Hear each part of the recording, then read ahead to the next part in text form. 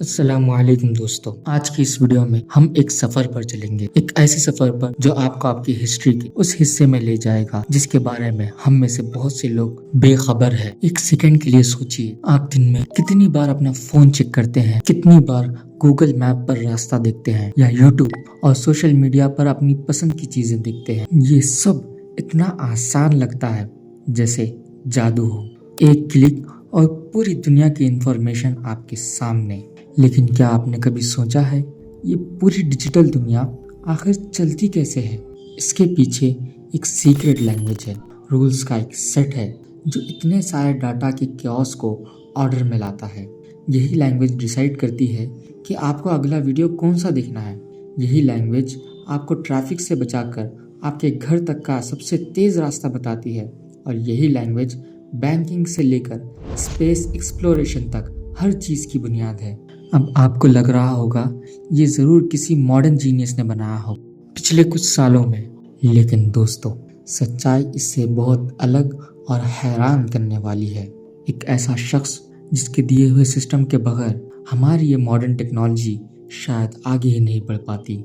ये कहानी है आज से 1200 साल पहले 9th सेंचुरी के बगदाद की। ये कहानी एक ऐसे मुस्लिम साइंटिस्ट की है जिसके काम के बिना हमारी आज की पूरी सिविलाइजेशन ऐसी नहीं होती जैसी वो आज है। एक ऐसा स्कॉलर जिसने दुनिया को प्रॉब्लम सॉल्व करने का नया तरीका सिखाया, एक नया सिस्टम दिया, एक नई जबान दी। आज की इस वीडियो में हम बात करेंगे उस शख्स के बारे में। उसका नाम है मोहम्मद इब्न मूसा अल ख्वारिज़मी। चलिए टाइम ट्रैवल करते हैं 9th सेंचुरी के बगदाद में।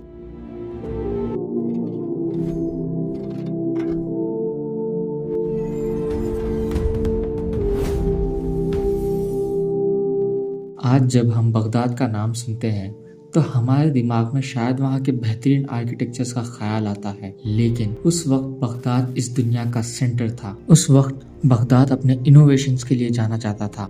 न्यूयॉर्क, लंदन, टोक्यो सब फेल थे इसके आगे। ये उस वक्त का गोल्डन एज था और इस गोल्डन एज की दिल थी एक अनोखी जगह, द हाउस ऑफ विजडम यानी बैतुल हिकमा। ये उस जमाने का गूगल, नासा और हार्वर्ड सब एक ही जगह था। खलीफा अल मामून जैसे विजनरी लीडर ने दुनिया भर से स्कॉलर्स को यहाँ बुलाया। उनका एक ही मिशन था, दुनिया का सारा ज्ञान, चाहे वो ग्रीक हो, इंडियन हो या पर्शियन हो या कोई हिस्ट्री हो, उसे जमा करो और लोगों तक पहुंचाओ। और इसी हाउस ऑफ विजडम में एक स्कॉलर काम करता था जिसके बारे में आज की इस वीडियो में हम बात करेंगे। खलीफा अल मामून ने अल ख्वारिज़मी को एक बहुत प्रैक्टिकल प्रॉब्लम सॉल्व करने को दी। प्रॉब्लम थी इनहेरिटेंस यानी विरासत का कानून। इस्लाम में विरासत के कानून को समझना हर किसी के लिए आसान नहीं था। किसे कितना हिस्सा मिलेगा, इसके कुछ रूल्स थे। इनको कैलकुलेट करना डे टू डे लाइफ में बहुत बड़ा चैलेंज बन गया था। प्रॉब्लम को सॉल्व करने के लिए अल ख्वारिज़मी ने एक किताब लिखी जिसका नाम था किताबुल मुख्तसर फी हिसाबिल जब्र वल मुकाबला। लेकिन इसके टाइटल में दो लफ्ज छुपे हैं जिन्होंने दुनिया बदल दी। पहला लफ्ज अल जब्र का मतलब है रिस्टोरेशन। इसका सिंपल सा मतलब है, अगर इक्वेशन में कोई चीज माइनस में है तो उसे दूसरी तरफ ले जाकर प्लस कर दो, इक्वेशन को रिस्टोर कर दो। दूसरा लफ्ज है मुकाबला। इसका मतलब है बैलेंसिंग या रिडक्शन। जैसे एक तराजू के दोनों तरफ से आप बराबर वजन हटा देते हो, वैसे ही इक्वेशन के दोनों साइड से सेम चीज को कैंसिल कर देना। इन दो सिंपल मेथड से अल ख्वारिज़मी ने बताया कि विरासत से लेकर जमीन नापने तक हर तरह की प्रॉब्लम को 6 स्टैंडर्ड टाइप की इक्वेशन में बदला जा सकता है। ये रेवोल्यूशनरी था क्योंकि पहली बार कोई इंसान स्पेसिफिक प्रॉब्लम्स के सॉल्यूशन नहीं दे रहा था, बल्कि एक पूरा सिस्टम, एक यूनिवर्सल मेथड दे रहा था जिससे किसी भी ऐसी प्रॉब्लम को सॉल्व किया जा सके। और इसी अलजब्र लफ्ज से दुनिया को मिला उसका नया सब्जेक्ट अलजेब्रा। लेकिन अल ख्वारिज़मी की कहानी यहाँ ख़त्म नहीं होती। इनफैक्ट उनका सबसे बड़ा कंट्रीब्यूशन उनके नाम में ही छुपा है। उस दौर में अल ख्वारिज़मी ने एक और किताब लिखी। उस वक्त यूरोप में लोग रोमन न्यूमेरल्स यूज करते थे। अब आप खुद ट्राई करके देखिए, रोमन न्यूमेरल्स में 347 को 89 से मल्टीप्लाई करना ऑलमोस्ट इम्पॉसिबल है। अल ख्वारिज़मी ने इंडिया से एक रेवोल्यूशनरी सिस्टम इंट्रोड्यूस किया। वो सिस्टम जो आप और मैं बचपन से यूज करते आ रहे हैं। 1 2 3 4 5 6 7 8 9 और सबसे इम्पोर्टेंट 0। ये हिंदू अरबिक न्यूमेरल सिस्टम एक गेम चेंजर था, खास करके 0 का कॉन्सेप्ट। 0 के बिना मॉडर्न मैथमेटिक्स, इंजीनियरिंग, कंप्यूटर्स कुछ भी पॉसिबल नहीं थे। जब अल-ख्वारिज़मी की ये किताब यूरोप पहुंची तो इसका लैटिन में ट्रांसलेशन हुआ और इसका टाइटल था एल्गोरिथमी द न्यूमेरो इंडोरम, यानी Al-Khwarizmi on the Indian art of calculation. Europeans को ये नया स्टेप बाय स्टेप कैलकुलेशन का तरीका इतना पसंद आया कि उन्होंने पूरे प्रोसेस को एल्गोरिथमी कहना शुरू कर दिया। धीरे धीरे सदियों बाद ये एल्गोरिथमी लफ्ज बन गया एल्गोरिदम। जी हाँ, एल्गोरिदम लफ्ज अल-ख्वारिज़मी के नाम से ही आया है। तो अब आप समझे, उनकी एक किताब ने अलजेब्रा दिया और दूसरी किताब ने एल्गोरिदम। उन्होंने मैथमेटिक्स को एक नया फील्ड नहीं बनाया, बल्कि उस मैथमेटिक्स को करने का एक नया सिस्टमेटिक तरीका भी बना दिया। अब इतने बड़े जीनियस के पीछे थोड़ी तो कंट्रोवर्सी होगी।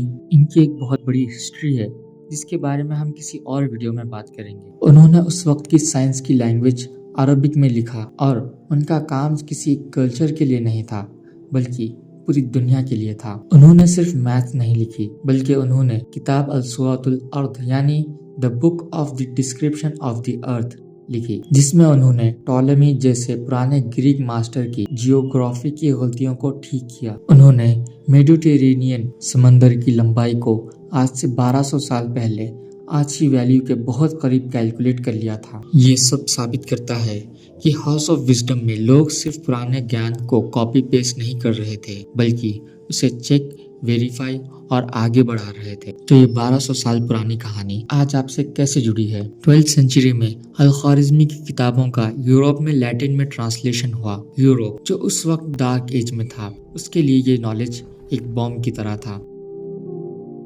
फिबोनाची जैसे ग्रेट मैथमेटिशियन उनके काम को यूरोप में पॉपुलर किया और धीरे धीरे उनका अलजेब्रा और उनका एल्गोरिथम यूरोपियन रेनेसांस की नींव बन गया। और आज हर चीज एल्गोरिथम पर चलती है। तो ख्वारिज़मी की कहानी सिर्फ कहानी नहीं, ये एक रिमाइंडर है कि ज्ञान और साइंस किसी एक देश या कल्चर की जागीर नहीं। ये एक रिमाइंडर है कि कैसे इस्लामिक गोल्डन एज के स्कॉलर्स ने पुराने ज्ञान को न सिर्फ जिंदा रखा, बल्कि उसे बेहतर बनाया और आने वाली पीढ़ियों के लिए एक ऐसी विरासत छोड़ी जिसके बारे में हमें स्कूलों में पढ़ाया जाता है। दोस्तों, एक मिनट के लिए सोचिए, अल-ख्वारिज़मी के पास क्या था? ना इंटरनेट, ना कंप्यूटर, ना ही गूगल से मिलने वाले इंस्टेंट आंसर। उनके पास सिर्फ एक लाइब्रेरी थी और एक ऐसी प्रॉब्लम थी जिसे सॉल्व करना जरूरी था। आज हमारी जनरेशन के पास क्या है? हमारी जेब में पूरी दुनिया की इंफॉर्मेशन है। हम एक सेकंड में किसी से भी कनेक्ट कर सकते हैं, लेकिन इस इंफॉर्मेशन ओवरलोड और एंडलेस डिस्ट्रैक्शन के बीच हम वो चीज खो रहे हैं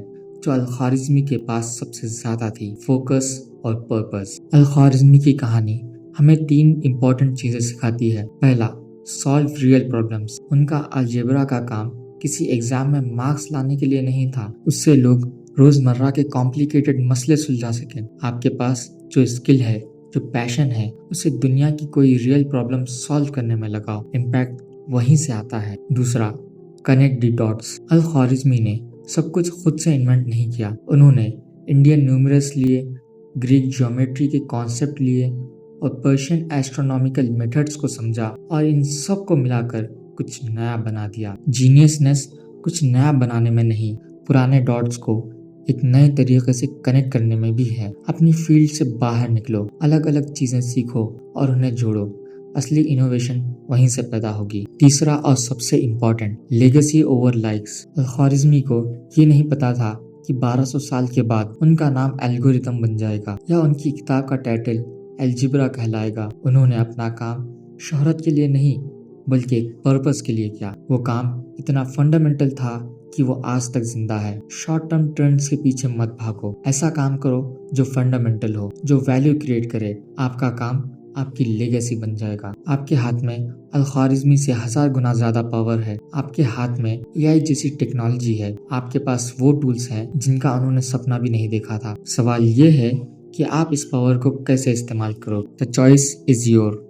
अगर आपको ये वीडियो इन्फॉर्मेटिव लगी हो और पसंद आई हो तो इसे लाइक जरूर करें। आयरनी ये है कि आपके एक लाइक से इस वीडियो को दूसरों तक पहुंचने में हेल्प होगी, एक एल्गोरिथम के जरिए। आप किसी और साइंटिस्ट के बारे में जानना चाहते हैं तो नीचे कमेंट में बता सकते हैं, और सब्सक्राइब करके बेल आइकन दबाना मत भूलिएगा ताकि आप हिस्ट्री के ऐसे ही छुपे हुए सच कभी मिस ना कर दें।